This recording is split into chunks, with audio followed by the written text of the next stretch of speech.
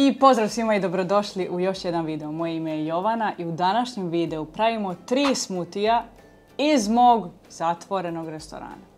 Izabrala sam 3 varijante. Prva varijanta je takozvani Flex Berry smoothie gdje smo stavljali laneno seme. To je bila poenta, laneno seme i spanać da nateramo ljude da pojedu nešto zdravo, a da opet bude ukusno.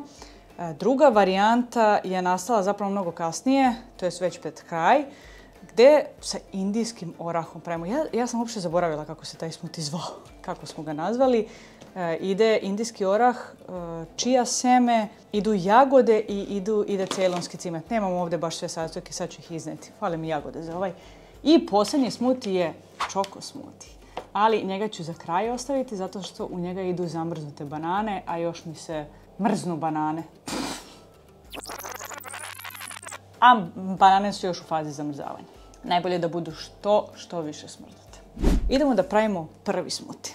Mi smo tamo koristili brikete spanaća, one smrznute, jer je bilo mnogo zgodno. Nismo uvijek mogli da nabavimo svež spanać, tako da smo koristili brikete. Međutim, ja sad imam svež spanać i pravit ću naravno sa svežim spanaćem. Ajde ovako da stavim da merimo.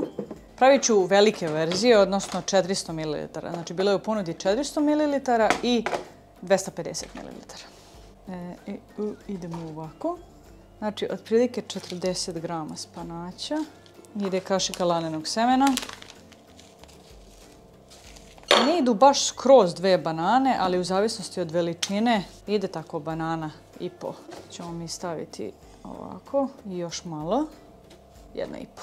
I idu maline ili kupine.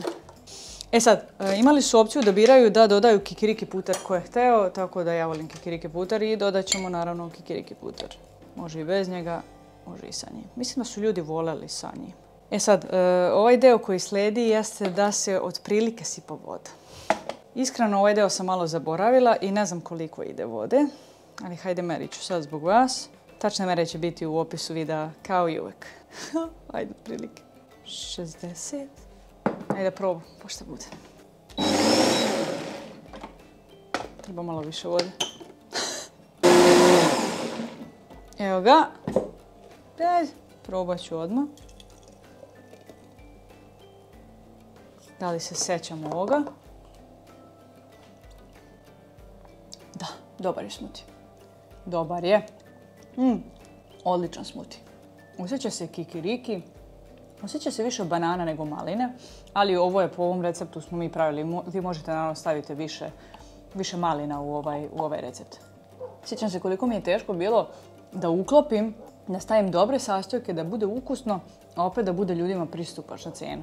Jer u to vrijeme, mislim da je u nekoj 3. godini restorana cena maline je otišla sa 250 na 500. I ti sada je ostavi istu cenu i zaradi nešto, a treba da napraviš isto. Mislim, pravili smo šta ćemo, bili smo u gubitku. Kasnije smo povećali malo cijene. Tako da eto, dobar je smoothie skroz. Mislim samo da je trebalo još malo banane da se stavi da bude ona količina. Ovdje ima oko 350 ml, a treba da se dobije 400 ml. Tako da vjerojatno treba još malo banane i malo vode. Idemo na sljedeći smoothie. Sljedeći smoothie je onaj kome ime ne znam. Ne znam kako se, zaboravila sam. Znači, indijski je potrebno da malo odstoji u vodi da nabubri. Ide indijski, pa ide čija seme, pa idu urme, idu jagode. Ja koristim smrznute jagode koje su malo izgubile na boji, tako da možda neće baš biti lijepa boja smoothie. Da vidjet ćemo. Zaboravila sam da li treba malo jagode da se otope. Možda i treba, ali ne znam, vidjet ćemo kako će da ispadne. Idu 3 urme, znači ovo je veliki smoothie. Indijski će u stvari da to da bude kremast smoothie. Jer bez banane teško da može bude kremast, indijski možete da postignete to. Ako stavite recimo jabuke ili kruške, neće biti to. Isključila mi se baterija, ali da znate, sipala sam pola kašičice cimeta u ovo, da ne bih sipala opet, zato što je ovaj cimet malo jači. I mislim da mi je ostalo, sad ćemo da vidimo, indijski, čija, jagode, urme, cimet i voda. Bože, skeptična sam za ovaj smoothie. Ja sam zaboravila, ovo stvarno jako dugo nisam pravila. Aj, Bož pomozi.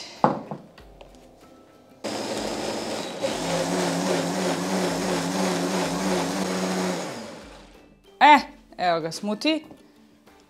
Vidimo valja, ali šta? Evo vidite koliko je. Da, malo je bleđe zbog Ljudi, ja sam mislila da sam pravila veliki smutije, a ovo je u stvari mali smutije.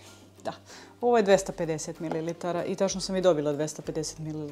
Ja gledam, ja moguće da ne može da se... Da, 250 ml. Dobro, šta je tu, nema veze. Sad ćemo da vidimo. Vidite, on jeste gust. Ova čaša je od 500. Znate koliko ostane ovako kad ne sipate sve? Znači, bukvalno još 50 ml u ovome. Ajmo da vidimo. Ovaj je mali.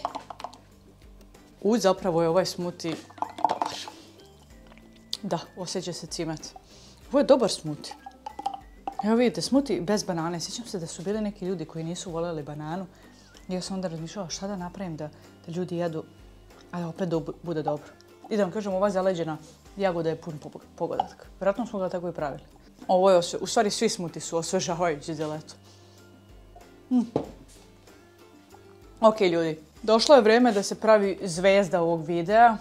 To je čoko smuti. Za mene je zvezda.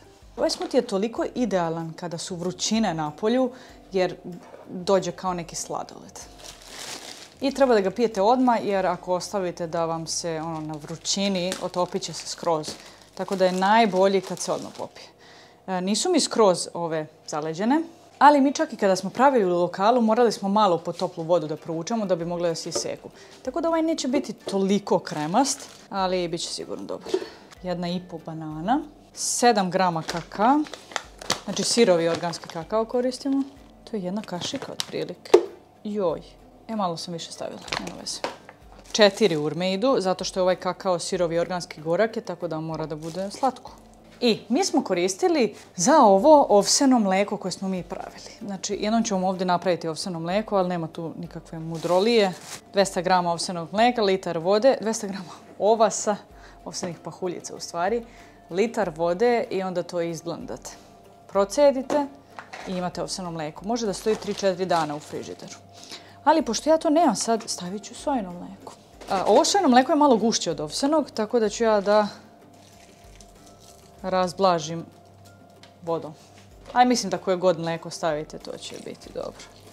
I da, ono što još možete, neću ovdje ajde stavljati, ali kikiriki puter, naravno, isto je bila opcija kao dodatak. Da, i sad je dobro, ali to je 400 ml. Treba banana da bude skroz zaleđena. Onda bi bilo još... I ovo je hladno, ali bude još hladnije. Vidite, sad je tečnije ako mene pitate, zato što nije bila zaleđena banana skroz. Ali, hajde da probam ukus. To je jedan čokoladni smuti. Ako volite čokoladno, ovo je to. Znači, kakao nije gorak, idealno je slatko. Samo, sad sam zeznula, kažem vam, treba da bude gušće. Mnogo gušće od ovoga, a to ćete postići tako što stavite bukvalno skroz zaleđenu bananu. Ali da vam kažem, i ovako je skroz dobro. To je to, narode.